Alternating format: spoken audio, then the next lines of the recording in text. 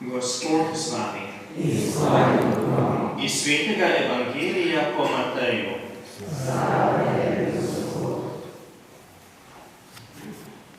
Tisti čas je Peter pristopil k Jezusu in mu rekel: Gospod, kolikokrat naj odpustim svojemu bratu, če greši zoper mene? Do 7-krat? Jezus mu je dejal: Ne pravim ti do 7-krat, ampak do 70-krat 7-krat.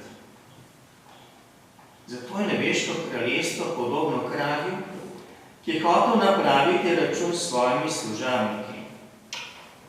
Ko je začel računati, so mu privedli nekoga, ki mu je bil dolžan 10.000 talentov. Ker ni imel s čim povrniti, je njegov gospodar ukazal prodati njega, njegovo ženo, otroke in vse, kar je imel, ter poravnati dolg. Služabnik je tedaj padel, preden je ga prosil: Potrpi z menoj in vse ti povrnem. Gospodar se je tega služabnika usmilil, oprostil ga je in mu dolg odpustil. Ko pa je služabnik šel ven, je srečal enega svojih soslužabnikov, ki mu je bil dolžan 100 denarjev. Zgrabil ga je, ga davil in rekel: Vrni, kar si dolžan. Ta je padel, preden je ga prosil: Potrpi z menoj in ti povrnem. Oni pa ni hotel, ampak je šel in ga vrgel v ječo, dokler mu ne bi povrnil dolga. Ko so njegovi tovariši videli, kaj se je zgodilo, so se zelo razžalostili in šli svojemu gospodarju podrobno povedati, kaj se je zgodilo. Tedaj je gospodar poklical k sebi in mu rekel: Hudobni služabnik, ves dolg sem ti odpustil, ker si me prosil. A nisi bil tudi ti dolžan usmiliti se svojega soslužabnika, kakor sem se jaz usmilil tebe? Njegov gospodar se je razjezil in ga izročil mučiteljem, dokler mu ne bi povrnil vsega dolga. Tako bo tudi moj Oče nebeški storil z vami, če vsaki srca ne odpustite svojemu bratu. Poslušali smo Kristusov evangelij.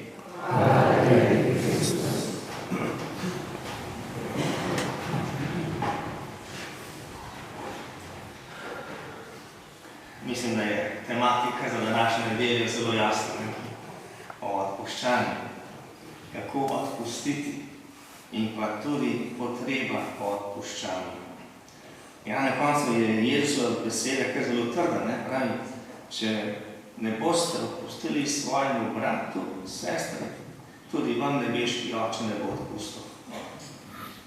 Ja, in nekaj, tudi v molitvi Oče naš molimo, ne? Odpusti nam naše dolge, tako je naprej, kakor tudi mi odpuščamo svojim dolžnikom. To je, kakor tudi mi odpuščamo, tako bo tudi Bog nam odpustil. Torej odpuščanje. A je lahko odpustiti? Pač, kot rečemo, odpustim, že sem pozabil pa ne? Ja, in kaj to pomeni, če rečemo odpustim, že pozabim pa ne? Ja, da trenutno že rečem besedo. Odpustim ti, že v redu, ne? Sam čez tem pa spet pride nazaj, ne? Pa se spet spomnim, pa spet začnem podoživljati stvari in spet pride nazaj, ne?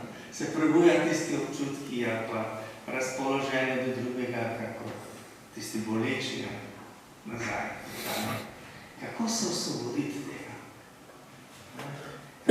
Res izpeljati tisto ta pravo odpuščanje, da bo se naselo vame tisti ta pravi mir, da bo res odpuščanje res odpuščeno, da bo to šlo v zgodovino, v arhiv in se ne bo več vračalo.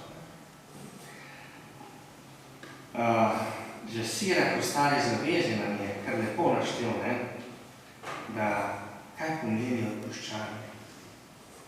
Odpuščanje ni pomembno samo za tistega, ki mu odpušča. Še bolj je odpuščanje pomembno zame, ki ne odpušča. Ker tisti, ki odpušča, bo dosegel notranji mir. Če pa ne odpusti, bom sam ves čas v neki vojni, ves čas bo v meni kupica nemira, ves čas me bo nekaj žigalo, ves čas bo nekaj premljevo, a se bom začel sam sebi smiriti, a bom prebujal do drugih neko sovraštvo, neke zamere in tako naprej. Ja, zato je odpuščanje zelo pomembna tematika za nas, ne samo kristjane, pa za vse ljudi. In kjer ni odpuščanja, tudi njenega pravega sodelovanja med ljudmi. Evangelij nam danes govori o takem zelo konkretni stvari, ki govori o denarju. V tej zgodbi, tem Jezus govori, kako je bil eden dolžan veliko ogromno denarja. Ta mu je gospodar rekel, odpustim ti vse.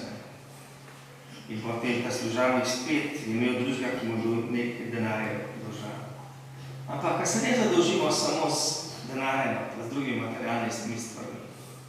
Ne samo s tem, ne samo z materialnimi stvarmi. Kolikrat se drug za drugem zadolžimo tudi s besedami, ko izrečemo kakšno obljubo, obljubijo pa je potem ni. A pa se zadolžimo že s tem, ko izrečemo težko besedo nekomu, da ga prizadamemo, ga užalimo, a pa kakšno drugo dejanje naredimo. Ja, s temi stvarmi se drug pred drugim zadolžimo. In vse te stvari kličejo po odpuščanju. Vendar, kako odpustiti? Da bo res odpuščeno. Da to ne bo več zame vir tega notranjega nemira, ali pa da me ne bo spet žgal. In Jezus nam prav v tem gospodarju lepo pokaže, kaj vse je treba narediti, da bo res odpuščanje. Upam, da smo dobro slišali. Na koncu pravi, mu je dolgo odpustil. Je rekel, ne tisti denar, da bom več štirjal pod tebe. Ampak preden je gospodar to izrekel temu svojemu služavniku, je pri sebi naredil dve stvari. Dve stvari je najprej pri sebi naredil. In katere so te stvari? Pravi, gospodar se je tega služavnika usmilil. Kaj pomeni se je usmilil tega služavnika? Tega, ki je imel do njega neki dolg. Pomeni, je vzpostavil en globlji odnos. Usmiljenje, to je kar zelo globoko dogaja, če rečemo, da sem se nekoga usmilil. Drugo besedo bi lahko rekli, je tega svojega služavnika vzljubil. Je začel imeti rad. Ga je poskušal razumeti. Je bil do njega vzpostavil odnos dobrohotnosti.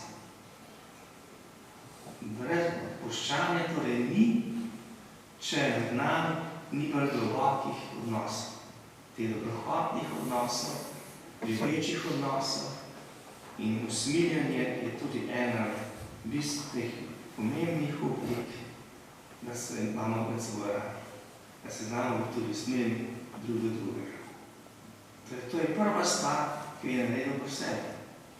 To je vzpostavil nov ljubeč pogled na to osebo. In kaj je druga stvar, ki je naredil? Pravi, oprostil ga je. Kaj pomeni oprostil? V sebi, v svojem srcu se je ta gospodar poslovil od tega denarja. V svojem srcu. Rekel, ga odpišem. se z njim ne bom več ukvarjal s tem denarjem. Zame ga ne obstaja več, ga ni. Torej, v svojem srcu se je moral posloviti od tega. Šele na to je lahko rekel, ti odpustim. Pojdi v miru. Ne bo več tega pogrevala, ne bo se več tega spominjala, ne bo več o tem debatirala. Stvar je rešena, pojdi v miru. Pojdi ti v miru in jaz bom v miru. Glejte, da smo zaslišali, da tudi takrat, ko se v nas prebudijo ali zamire, ali užaljenosti, ali nekaj težjega, vse to so oblike zadolžitve pred drugim. Če hočemo to ozdraviti, če hočemo doseči ta notranji mir, moramo narediti to, kar naredi ta Gospodar. Drug do drugega najprej spostaviti nov pogled na drugega. Pogled usmiljenosti, razumevanja, pogled dobrohotnosti, pa da s tisti drugi prosi za odpuščanje, pa tudi ne. Važno je, kaj vsem naredim. To je, da imam ta dobrohoten, razumevajoč, usmiljen pogled na drugega. In druga stvar, da se v sebi poslovim od zamere, od užaljenosti. Meni ne bom se več z njo ukvarjal. Ne bom jo več vlekel na dan. Ja, tudi, gledajte, tudi če nam bom kdaj spontano še prišla na misel, da se tako tega zavem in rečem, topla, to stvar sem jaz že odložil. Sem že dal iz rok, se s to stvarjo ne bom več ukvarjal. Takrat potem šele prihaja res tisti pravi mir med nas.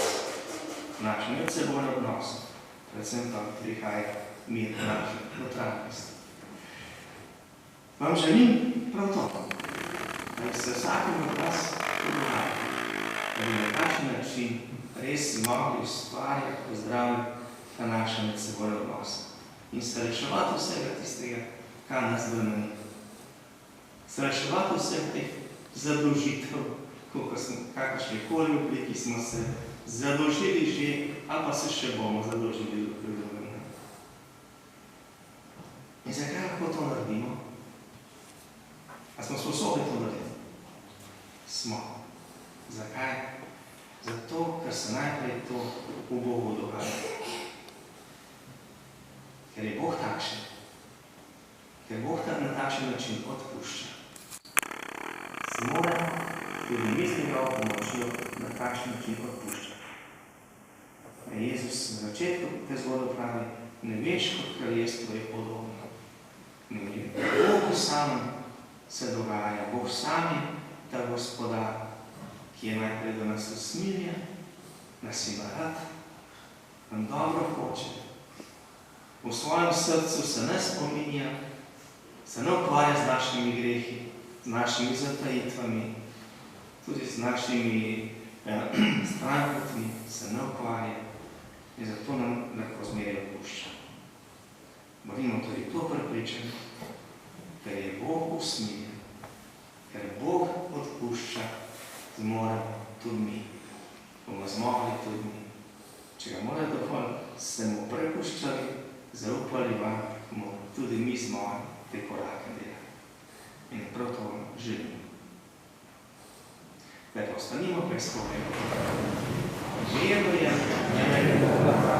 Očeta vsemogočnega, stvarnih nebes in zemlje, in velega Gospoda Jezusa Kristusa, edinorojenega Sina Božjega, ki je začeta vajeti vsemi grehi, ki je Bog od Boga, luč od luči, pravi Bog od pravega Boga, rojen za ustvarjanje, enega bistva začeta, in je po njemu vse ustvarjeno, ki je zaradi nas ljudi in zaradi našega zaličanja prišel iz nebes in vse v telesu posvetil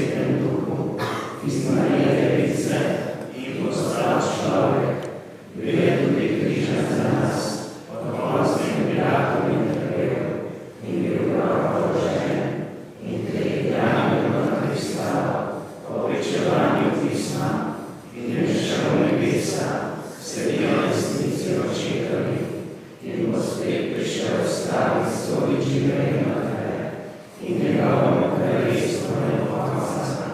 In od Svetega Duha, Gospoda, ki oživlja, ki izhaja iz očeta in sina, ki ga z očetom in sinom molimo in slavimo, ki govori po prerokih, in meno sveto katoliščino priznamo in krst odpuščanje grehov in pričakujemo vstajenje mrtvih in življenje v prihodnjem veku. Amen. Brati in sestre, nebeški Oče nas po svojem ljubljenem sinu opominja, naj drug drugemu velikodušno odpuščamo, saj nas je vse sprejel med svoje otroke. Zaupno ga prosimo. Oče, pomagaj svoji cerkvi, da bo svetu neutrudno oznanjala tvojo ljubezen in odpuščanje.